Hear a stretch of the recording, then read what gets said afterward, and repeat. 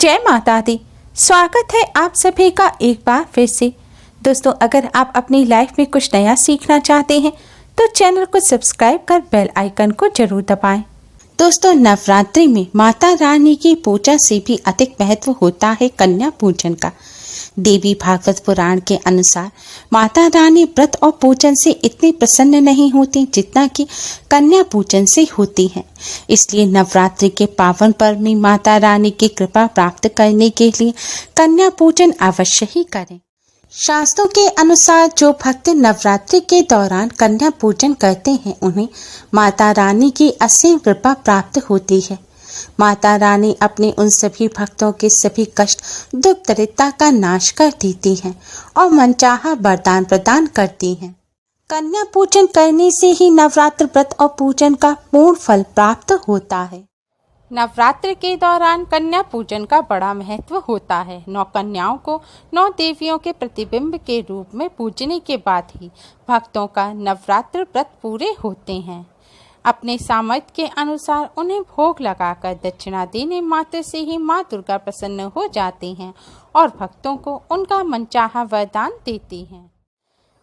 महाअष्टमी या नवमी के दिन कन्या पूजन किया जाता है। कुछ लोग अष्टमी के दिन तो कुछ लोग नवमी के दिन कन्या पूजन करते हैं।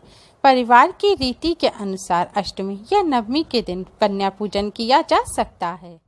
शास्त्रों की माने तो अष्टमी के दिन कन्या पूजन करना सबसे ज़्यादा शुभ माना जाता है। अगर अष्टमी के दिन कन्या पूजन किया जाए तो माता रानी अपने भक्तों को सभी कष्टों से मुक्ति दिलाती हैं। अष्टमी के दिन कन्या पूजन करने से माँ भगवती का विशेष आशीर्वाद प्राप्त होता है। जो लोग पूरे 9 दिनों के व्रत नहीं रख पाते वे भी अष्टमी यानी कि दुर्गा अष्टमी का व्रत रखते हैं और कन्या पूजन करते हैं। शास्त्रों के अनुसार महानवमी के दिन भी कन्या पूजन करने का विधान है। मान्यताओं के अनुसार जो भक्त इस दिन कन्या पूजन कर माता रानी को विदा करते हैं, माता रानी की कृपा से उनके घर में सदैव सुख समृद्धि बनी रहती है। नवरात्रि व्रत पूजन का पूर्ण फल प्राप्त करने के लिए नवरात्रि की महाअष्टमी महानवमी पर कन्या पूजन अवश्य ही करें। कन्या पूजन के लिए कन्याओं की आयु 2 से ऊपर तथा 10 साल तक होनी चाहिए। इनकी संख्या कम से कम 9 होनी चाहिए। अगर 9 से ज़्यादा कन्या भोज पर आ रही हैं तो कोई समस्या नहीं है, लेकिन 9 से कम कन्या ना हो। इसके साथ ही 9 कन्याओं के संग एक बालक को जरूर बैठाएं। कन्या पूजन की विधि। जिन कन्याओं को भोज पर खाने के लिए बुलाना है उन्हें एक दिन पहले ही न्योता दे दें। जिस दिन कन्या पूजन करना है उस दिन सुबह जल्दी उठकर घर की साफ सफाई करें, फिर स्नान करके स्वच्छ वस्त्र धारण करें, फिर अपने रसोई घर में शुद्ध भोजन बनाएं। भोजन में पूरी और हलवा चना जरूर बनाएं। ध्यान रखें भोजन में प्याज लहसुन और नींबू का इस्तेमाल ना करें। पूरी हलवा चना और भोजन में आपने जो भी चीज़ बनाई है सभी का माता रानी को भोग लगाएं। फिर गृह प्रवेश पर जब कन्याएं आपके घर आएं तो पूरे परिवार के सदस्य कन्याओं पर फूल की वर्षा करके उनका घर में स्वागत करें और नवदुर्गा माँ के सभी 9 नामों के जयकारे लगाएं। अब इन कन्याओं को आरामदायक और स्वच्छ जगह पर बिठाकर इन सभी के पैरों को बारी बारी से दूध से भरे थाल या थाली में रखकर अपने हाथों से उनके पैर धोएं और फिर उनके पैर छूकर आशीर्वाद लें। अब एक थाल लें, उसमें थोड़े से पुष्प रखें, एक शुद्ध घी का दिया जलाएं और कुमकुम और अक्षत रखें। कन्याओं की आरती उतारें और उन्हें अक्षत और कुमकुम से तिलक करें। इसके बाद कन्याओं को भोग लगाएं। कन्याओं को भोजन में सबसे पहले माता रानी को जो आपने हलवा पूरी और चने का भोग लगाया है उसे कन्याओं को खिलाएं। उसके बाद आप कन्याओं को भोजन खिलाएं। कन्याओं को भोजन कराने के बाद कन्याओं के पैर छुएं, उनसे आशीर्वाद लें और कन्याओं को भेंट और उपहार दें।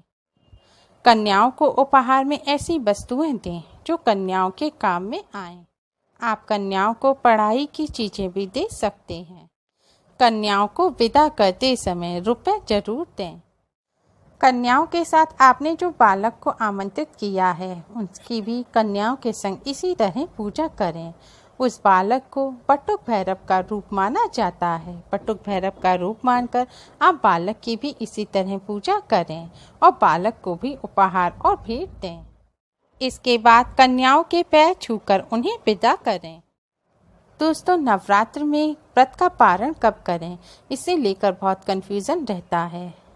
पारिवारिक और स्थानीय मान्यताओं के अनुसार माता रानी के भक्त व्रत का पारण करते हैं। अष्टमी पर कन्या पूजन करने वाले भक्त अष्टमी पर कन्या पूजन करने के बाद व्रत का पारण कर लेते हैं और नवमी पर कन्या पूजन करने वाले भक्त नवमी पर कन्या पूजन करने के बाद व्रत का पारण कर लेते हैं।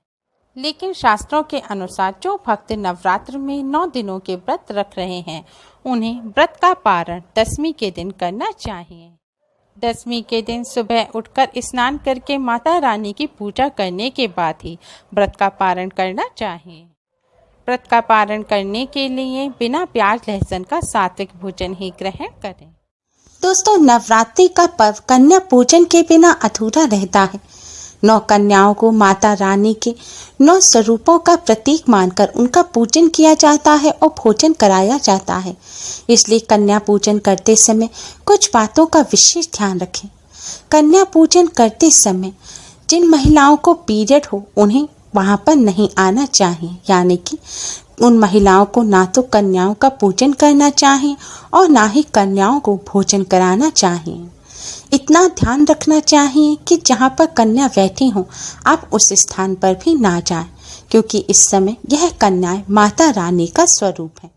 कन्या पूजन के दौरान स्वच्छता का उतना ही ध्यान रखें जैसा कि माता रानी के पूजन के समय रखते हैं, यानी कि स्नान आदि करने के पश्चात ही कन्या पूजन करें।